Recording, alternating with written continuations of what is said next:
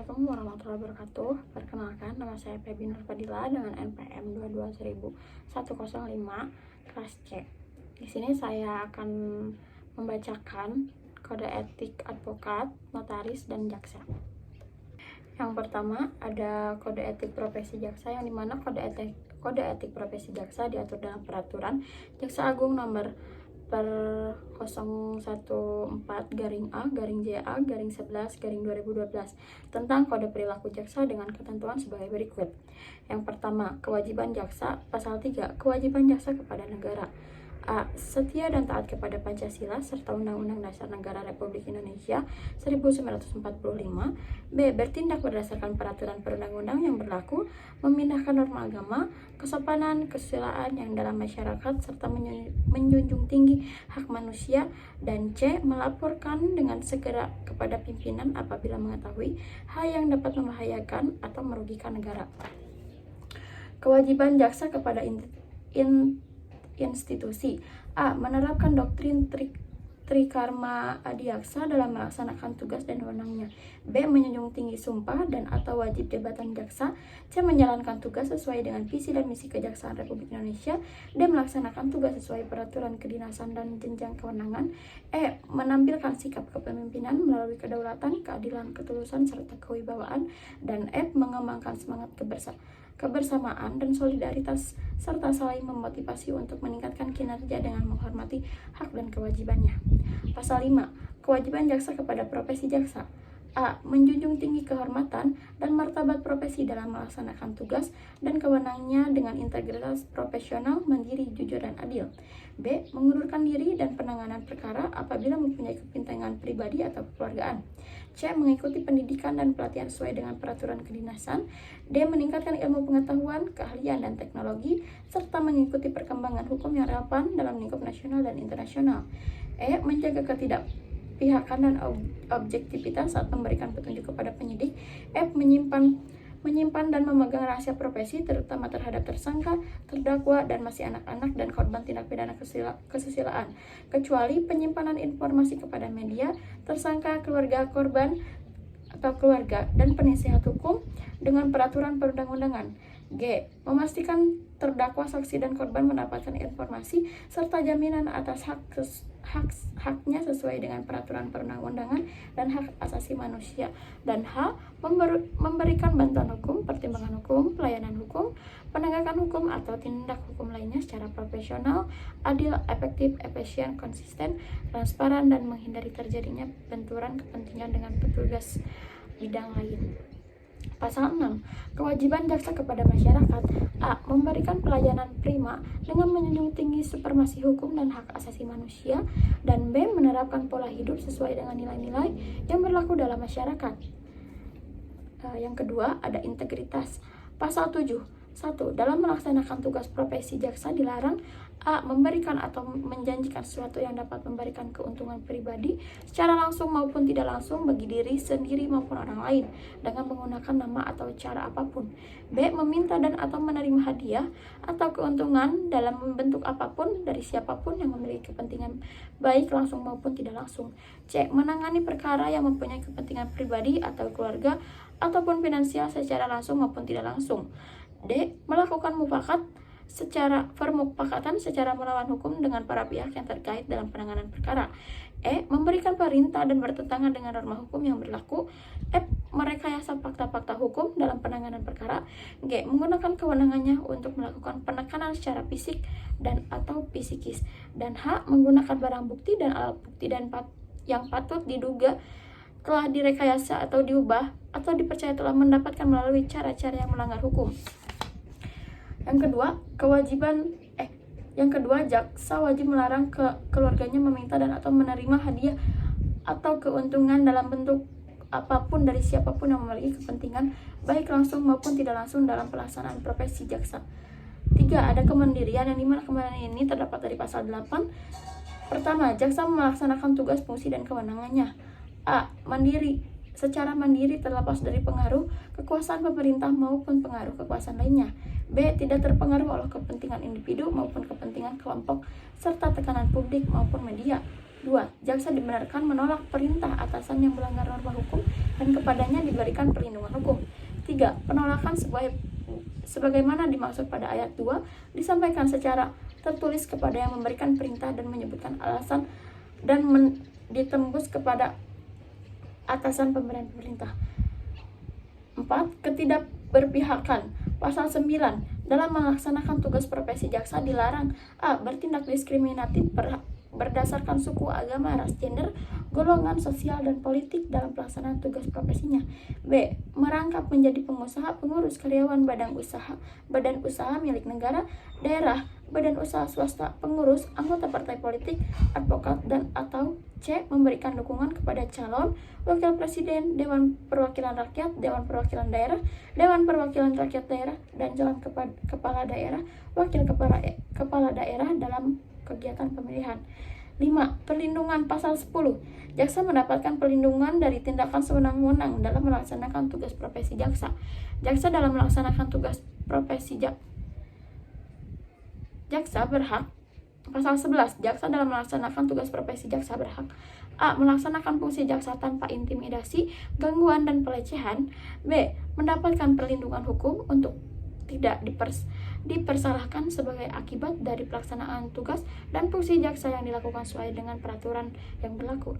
C. Mendapatkan perlindungan secara fisik termasuk keluarganya oleh pihak yang berwenang jika keamanan pribadi terancam sebagai akibat dari pelaksanaan tugas dan fungsi jaksa yang dilakukan sesuai dengan peraturan yang berlaku. D. Mendapatkan pendidikan dan pelatihan baik teknis maupun non-teknis. E. Mendapatkan sarana yang layak dalam menjalankan tugas, remunerasi, gaji, serta penghasilan lain sesuai dengan peraturan yang berlaku.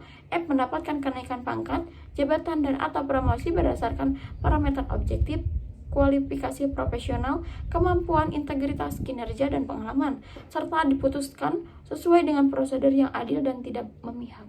G. Memiliki kebebasan berpendapat dan berekspresi kecuali tujuan membentuk opini publik yang dapat merugikan penegakan hukum. Dan H.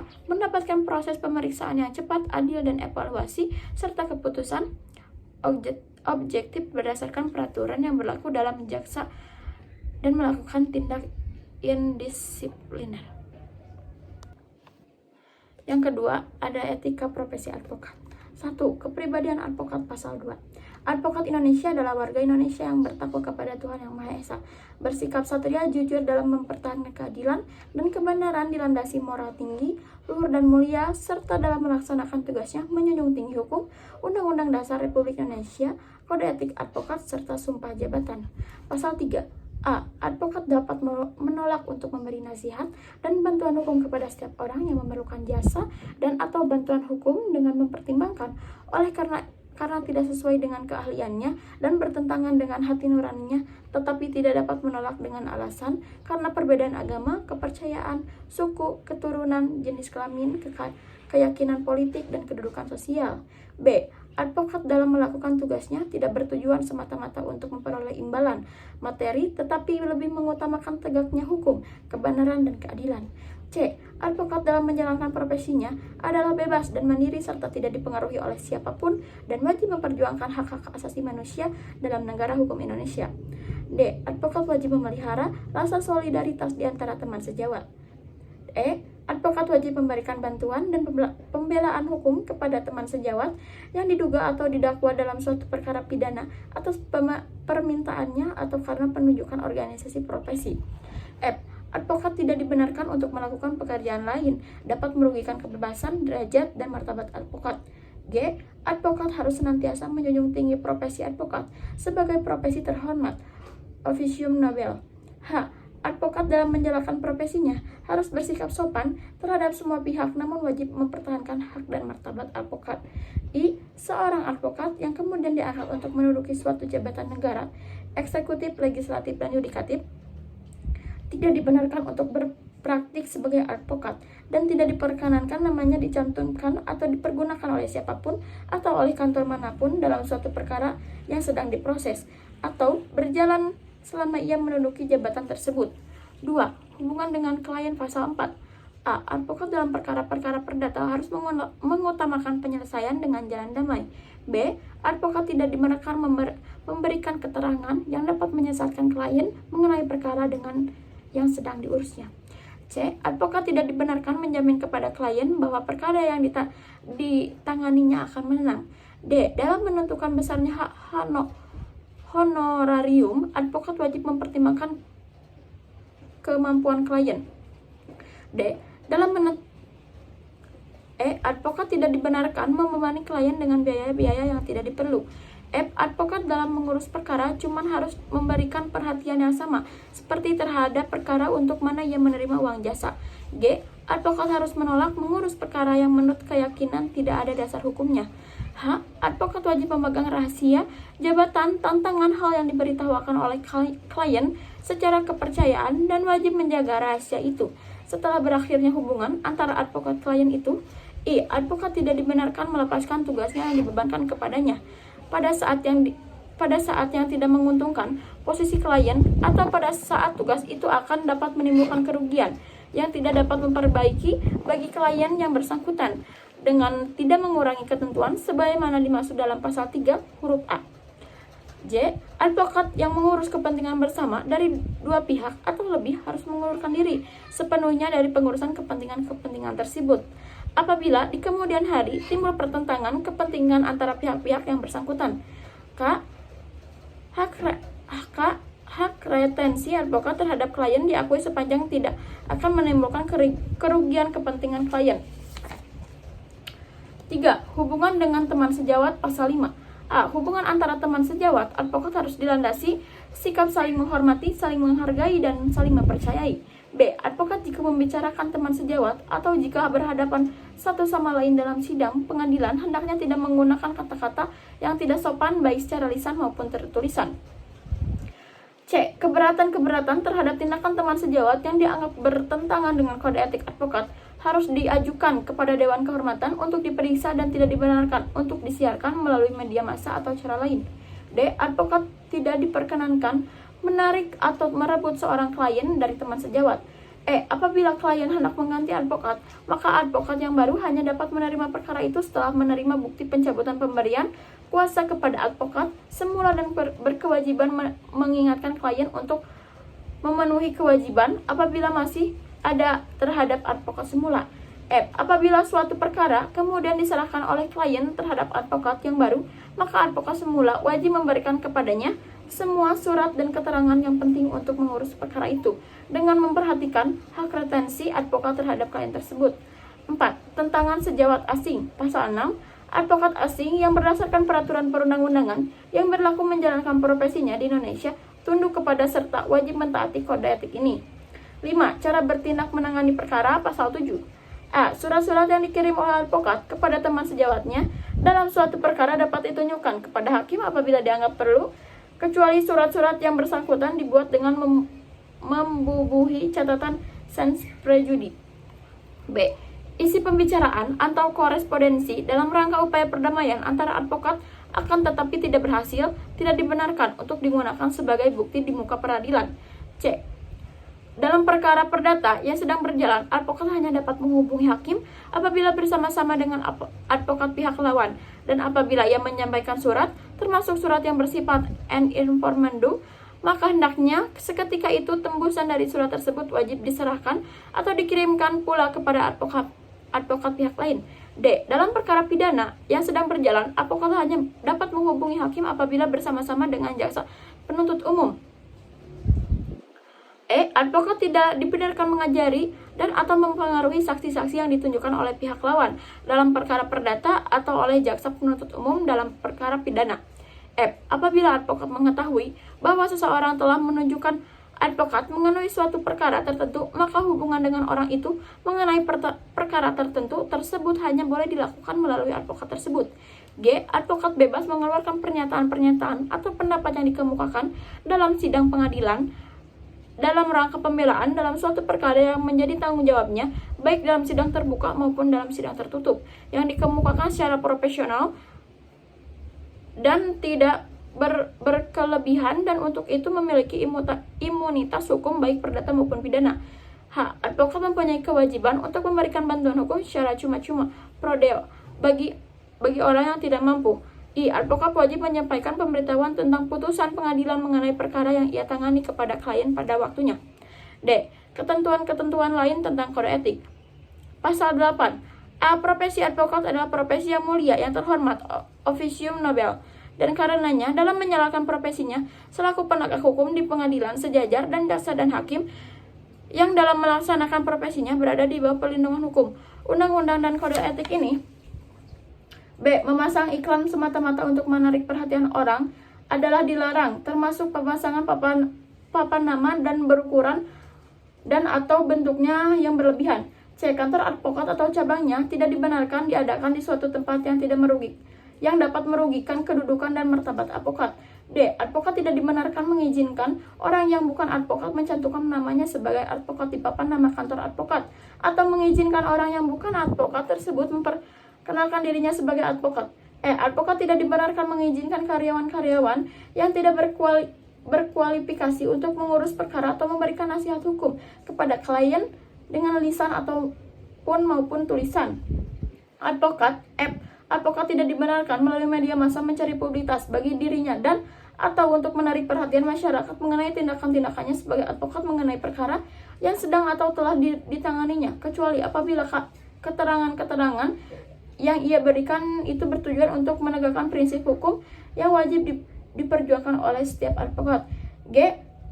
Advokat dapat mengundurkan diri dari perkara yang akan dan atau diurusnya apabila timbul perbedaan dan tidak dicapai kesepakatan tentang cara penanganan perkara dengan kliennya. H. Advokat yang sebelumnya pernah menjabat sebagai hakim atau panitera dari suatu lembaga peradilan tidak dibenarkan untuk memegang atau menangani perkara yang diperiksa di pengadilan. Tempatnya terakhir bekerja selama 3 tahun semenjak ia berhenti dari pengadilan tersebut. 7. Pelaksanaan kode etik. Dalam pasal 9, A. Setiap advokat wajib tunduk dan mematuhi kode etik advokat ini. B. Pengawasan atas pelaksanaan kode etik advokat ini dilakukan oleh Dewan Kehormatan. Yang terakhir ada kode etik profesi notaris berdasarkan pasal 83 ayat 1 nomor 30 tahun 2004 tentang notaris Ikatan Notaris Indonesia INI pada Kongres Luar Biasa di Bandung pada 27 Januari 2005 telah menetapkan kode etik yang terdapat dalam pasal 13 anggaran dasar, yaitu 1. Kewajiban, larangan, dan pengecualian. Kewajiban, pasal 3. Notaris dan orang lain yang memangku dan menjalankan jabatannya notaris wajib A. Memiliki moral, akhlak serta kepribadian yang baik. B. Menghormati dan menjunjung tinggi harkat dan martabat jabatan notaris. C. Menjaga dan membela kehormatan perkumpulan. D. Bertindak jujur, mandiri, dan tidak berpihak, penuh rasa tanggung jawab berdasarkan peraturan perundang-undangan dan isi sumpah jabatan notaris. E. Meningkatkan ilmu pengetahuan yang telah dimiliki tidak terbatas pada ilmu pengetahuan hukum dan kenotariatan. F. Mengutamakan pengabdian kepada kepentingan masyarakat dan negara. G. Memberikan jasa pembuatan akta dan jasa kenotarisan lainnya untuk masyarakat yang tidak mampu dan tanpa memungut honorarium. H. Menetapkan satu kantor di tempat kedudukan dan kantor tersebut merupakan satu-satunya kantor bagi notaris yang bersangkutan dalam melaksanakan tugas jabatan hari-hari. I. Memasang 1 buah papan nama di depan atau di lingkungan kantornya dengan pilihan ukuran yaitu 100 cm x 40 cm, 150 cm x 60 cm, atau 200 cm x 80 cm yang memuat 1. Nama lengkap dan gelar sah. 2. Tanggal dan nomor surat keputusan pengangkatan yang terakhir sebagai notaris. 3. Tempat kedudukan. 4. Alamat kantor dan nomor telepon. Dasar papan nama berwarna putih dengan huruf berwarna hitam dan tulisan di papan nama harus jelas dan mudah dibaca, kecuali di lingkungan kantor tersebut tidak dimungkinkan untuk pemasangan papan nama yang dimaksud. J. Hadir, mengikuti dan berpartisipasi aktif dalam setiap kegiatan yang diselenggarakan oleh perkumpulan, menghormati dan mematuhi melaksanakan setiap dan seluruh keputusan perkumpulan. K. Membayar uang iuran perkumpulan secara tertib. L. Membayar uang duka untuk membantu ahli waris teman sejawat yang meninggal dunia. M. Melaksanakan dan mematuhi semua ketentuan dengan tentang honorarium ditetapkan perkumpulan. N. Menjalankan jabatan notaris terutama dalam pembuatan, pembacaan, dan penandatanganan akta dilakukan di kantornya kecuali alasan-alasan yang sah. O. Menciptakan suasana kekeluargaan dan kebersamaan dalam melaksanakan tugas jabatan dan kegiatan sehari-hari, serta saling memperlakukan rekan sejawat secara baik, saling menghormati, saling menghargai, saling membantu, serta selalu berusaha menjalin komunikasi dan silaturahmi. P. Memperlakukan setiap klien yang datang dengan baik, tidak membedakan status ekonomi dan atau status sosial. Q. Melakukan perbuatan-perbuatan yang secara umum disebut sebagai kewajiban untuk ditaati dan dilaksanakan, antara lain namun tidak terbatas pada ketentuan yang tercantum dalam 1. Undang-Undang Nomor 30 Tahun 2004 tentang Jabatan Notaris. 2. Penjelasan Pasal 19 Ayat 2 Undang-Undang Nomor 30 Tahun 2004 tentang Jabatan Notaris. 3. Isi Sumpah Jabatan Notaris. 4. Anggaran dasar dan anggaran rumah tangga Ikatan Notaris Indonesia. 2. Larangan. Pasal 4. Notaris dan orang lain yang memangku dan menjalankan jabatan notaris dilarang: A. Mempunyai lebih dari satu kantor, baik cabang ataupun perwakilan. B. Memasang pangan hama dan atau tulisan yang berbunyi notaris atau kantor notaris di luar lingkung kantor. C. Melakukan publikasi atau promosi diri, baik sendiri maupun secara bersama-sama, dengan mencantumkan nama dan jabatannya, menggunakan sarana media, cetak, dan atau elektronik dalam bentuk 1. Iklan, 2. Ucapan selamat, 3. Ucapan belasungkawa, 4. Ucapan terima kasih, 5. Kegiatan pemasaran, 6. Kegiatan sponsor, baik dalam bidang sosial, keagamaan, maupun olahraga. D. Bekerja sama dengan biro jasa, orang badan hukum, dan pada hakikatnya bertindak sebagai perantara untuk mencari atau mendapat klien. E. Menandatangani akta yang proses pembuatan minutannya telah dipersiapkan oleh pihak lain. F. Mengirimkan minuta kepada klien untuk ditandatanganinya. G. Berusaha dan berupaya dengan jalan apapun agar seorang berpindah dari notaris lain kepadanya, baik upaya itu ditunjukkan langsung kepada klien yang bersangkutan maupun melalui perantara orang lain. H. Melakukan pemaksaan kepada klien dengan cara menahan dokumen-dokumen yang telah diserahkan dan atau melakukan tekanan psikologis dengan maksud agar klien tersebut tetap membuat akta padanya. I. Melakukan usaha-usaha baik langsung maupun tidak langsung dengan menjurus ke arah timbulnya persaingan yang tidak sehat dengan sesama rekan notaris. J. Menempatkan honorarium yang harus dibayar oleh klien dalam jumlah yang lebih rendah dari honorarium yang telah ditetapkan perkumpulan. K. Memperkerjakan dengan sengaja orang yang masih berstatus karyawan kantor notaris lain tanpa persetujuan terlebih dahulu dari notaris yang bersangkutan. I. Menjelekan dan atau mempersalahkan rekan notaris atau akta yang dibuat olehnya dalam hal seorang notaris menghadapi dan atau menemukan suatu akta yang dibuat oleh rekan sejawat yang ternyata di dalamnya terdapat kesalahan yang serius dan atau membahayakan klien, maka notaris tersebut wajib memberitahukan kepada rekan sejawat yang bersangkutan atas kesalahan yang dibuat dengan cara yang tidak bersifat mengurui, melainkan untuk mencegah timbulnya hal-hal yang tidak diinginkan terhadap klien yang bersangkutan ataupun rekan sejawat tersebut. M. Membentuk kelompok sesama rekan sejawat yang bersifat eksekutif dengan tujuan untuk melayani kepentingan suatu instansi atau lembaga, apalagi menutup kemungkinan bagi notaris lain untuk berpartisipasi. N. Menggunakan dan mencantumkan gelar yang tidak sesuai dengan peraturan perundang-undangan yang berlaku. O. Melakukan perbuatan-perbuatan lain yang secara umum disebut sebagai pelanggaran terhadap kode etik notaris, antara lain namun tidak terbatas pada pelanggaran-pelanggaran terhadap 1. Ketentuan dalam Undang-Undang Nomor 30 Tahun 2004 tentang Jabatan Notaris. 2. Penjelasan Pasal 19 Ayat 2 Undang-Undang Nomor 30 Tahun 2004 tentang Jabatan Notaris. 3. Isi Sumpah Jabatan Notaris. 4. Hal-hal yang menurunkan ketentuan anggaran dasar, anggaran rumah tangga, dan atau keputusan-keputusan lain yang telah ditetapkan oleh organisasi Ikatan Notaris Indonesia tidak boleh dilakukan oleh anggota. 3. Pengecualian Pasal 5. Hal-hal yang tersebut di bawah ini merupakan pengecualian, oleh karena itu tidak termasuk pelanggaran, yaitu A. Memberikan ucapan selamat, ucapan berduka dengan mempergunakan kartu ucapan, surat, karangan bunga, ataupun media lainnya yang tidak mencantumkan notaris tetapi hanya nama saja. B. Pemuatan nama dan alamat notaris dalam buku panduan telepon, fax, dan telex yang diterbitkan secara resmi oleh PT Telkom dan atau instansi-instansi dan atau lembaga-lembaga resmi lainnya.